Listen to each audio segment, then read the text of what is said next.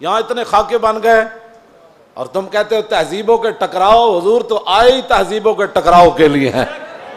تہذیبیں نہیں، حضور آ گئے. ہم ان تہذیبوں پر تھوکتے بھی نہیں ہیں جن کو تم تہذیب کہتے ہو.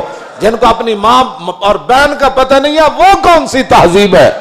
ہاں جی. جن کو خنزیر اور بکری کے فرق کا پتہ نہیں ہے وہ کون سی تہذیب ہے؟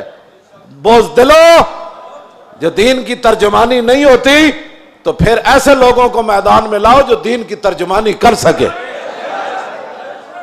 دین کے لبادے بھی اوڑے ہوئے اور جناب بڑے بڑے جبے اور دستاریں بھی تم نے پہنی ہوئی ہیں اور حضور کی عزت پر بات نہیں کر سکتے تم.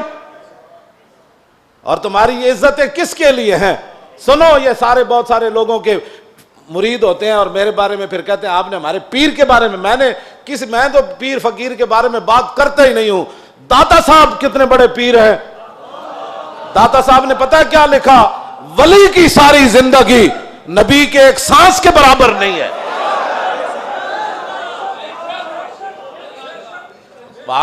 صرف نبی کے امام الانبیاء کے تو خلق سے اولیاء.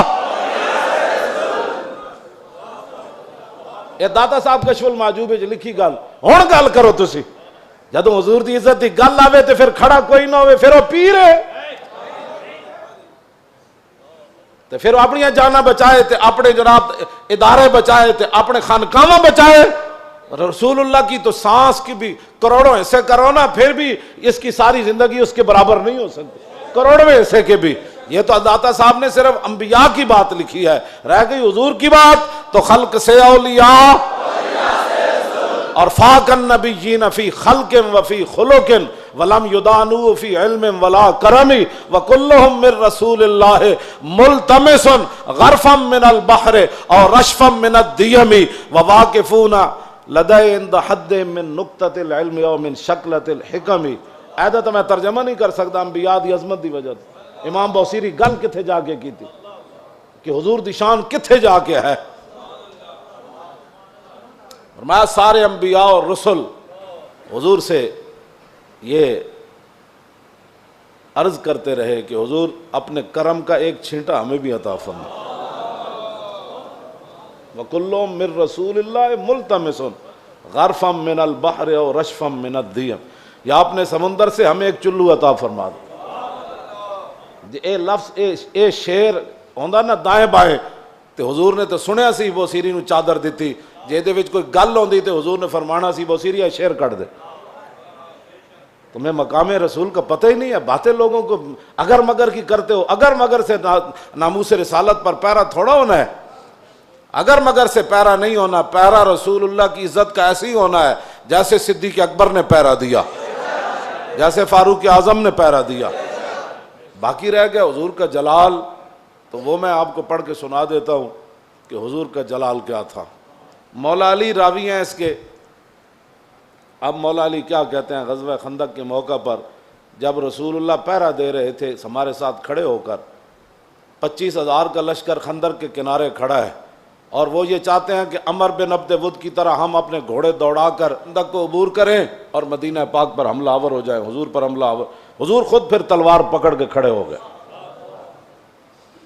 اور جب رسول اللہ بھی کھڑے تھے وہاں تو سورج غروب ہو گیا. حضور کی ظہر کی نماز بھی قضا ہو گئی. جب عصر کی نماز قضا ہو گئی تو محبوب, یہ بھی حضور کی رحمت للعالمین بھی ہے, یہ بھی خلق عظیم ہے. تم نے کون سا خلق عظیم کی مثالیں دیتے ہو؟ مائی کوڑا پھینکتی تھی اور تم یہ باتیں لوگوں کو سکھاتے ہو فلاں کو معاف کر دیا. وہ حضور کا اپنا حق تھا معاف کیا. امتی کو حق نہیں بنتا کہ وہ حضور کی طرف سے خود منصف بن کے لوگوں کو معاف کرتا رہے. یہ قیامت کو فیصلے ہوں گے کہ رسول اللہ نے کس کو معاف کیا اور کس کو معاف نہیں فرمایا. ہم کون ہوتے ہیں حضور کے حق معاف کرنے والے؟ اب جب سورج غروب ہو گیا تو ذرا سنیں حضور کا دعائے جلال کیا تھی.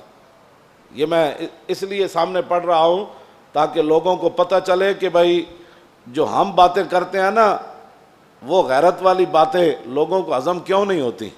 وہ چاہتے ہیں کہ فرانس حضور کے خاکے بھی بنائے اور ہم مذمت کر کے فارغ ہو جائیں, اور ان کے اندر اتنی غیرت ہو کہ ان کے صدر کے خلاف بات ہو تو وہ اپنا سفیر واپس بلا لیں. عالم تسا کی حضور دا کلمہ پڑھیا او 55 ملک ہو یا 56 ملک ہو، ایدا ایک جواب دیو تسا رسول اللہ دا کی کلمہ پڑھیا؟ صرف انہیں اتنی گل کی تھی صدر دا دماغ خراب ہے، ایدا صدر دا دماغ خراب ہے۔ اردگان اے گل کی تھی، انہوں نے غیرت آئی، انہوں نے اپنا سفیر بلا لیا تے رسول اللہ تے گھر دے بھی انہوں نے خاکے بنائے۔ تساں کی غیرت کی تھی؟ اور جڑے غیرت دا سی سبق دیں دیا تسی فرانس دے خلاف ساڑھے مسیطہ دے حملے کرنے ہو، علماء دے تسی جلوس بند کیتے، نہیں جی اجازت نہیں ہے، حالات نہیں ٹھیک۔ اور کیڑے حالات اسی بنائے؟ تساں بنائے حالات خراب، تساں یہود و نصارہ دی ایجنٹی کی تھی، تساں چوڑی بار بھیجی اور تساں چوڑی بار بھیجی، اور پھر تم نے اس پر فخر بھی کیا، تم نے اس پر فخر بھی کیا۔ ہمیں حضور کی غلامی پر بھی فخر ہے اور ممتاز قادری کے عمل پر بھی فخر ہے، غازی ظہیر کے عمل پر بھی فخر ہے، اور غازی عبداللہ کے عمل پر بھی فخر ہے کہ اس نے گستاخ کو پکڑ کر ایسے گردن کاٹ دی، اس پر بھی ہمیں فخر ہے۔ اور فرانس کے اندر جو کچھ مسلمان اپنی بساط کے مطابق گستاخان کے خلاف کر رہے ہیں، ہمیں اس پر بھی فخر ہے، ہمیں اس پر بھی فخر ہے، ہمیں اس پر فخر ہے، ہم ان کے ساتھ ہیں۔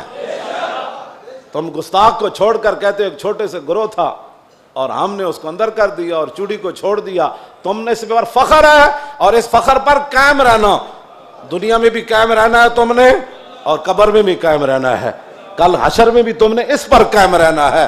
اور ہم دنیا میں بھی قائم کھڑے ہیں کہ ممتاز قادری کے ساتھ کھڑے ہیں، ہم تمام غازیان اسلام کے ساتھ کھڑے ہیں، ہاں جی تمام محافظان ناموس رسالت کے ساتھ کھڑے ہیں، ہمیں اس پر فخر ہے، اور ہم کل قبر کے اندر بھی ہمیں اس پر فخر ہے، اور کل قیامت والے دن تو پھر بات ہی رسول اللہ کی ہے۔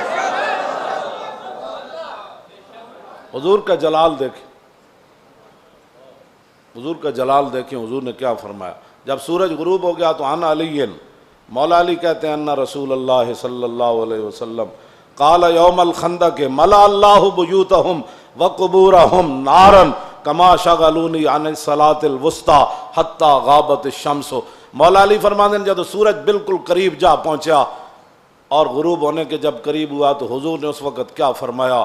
یا اللہ انہوں نے ہمیں عصر کی نماز نہیں پڑھنے دی، اب ان کا کیا علاج ہے؟ یا اللہ ان کے گھر بھی ان کی قبریں بھی آگ سے بھر دے۔ یہ بھی تو بتاؤ نا خلق عظیم، یہ بھی لوگوں کو بتاؤ۔ کہتے حضور نے یہ جملہ فرمایا ادھر سورج غروب ہو گئے، تو یہ بھی بتاؤ کہ رسول اللہ نے کیا بات فرمائی پھر اس موقع پر۔ یہ تم نے حدیثیں سنائی ہوتی نا تو کسی کافر کی جرت نہیں تھی کہ وہ حضور کے بارے میں بات کرتا۔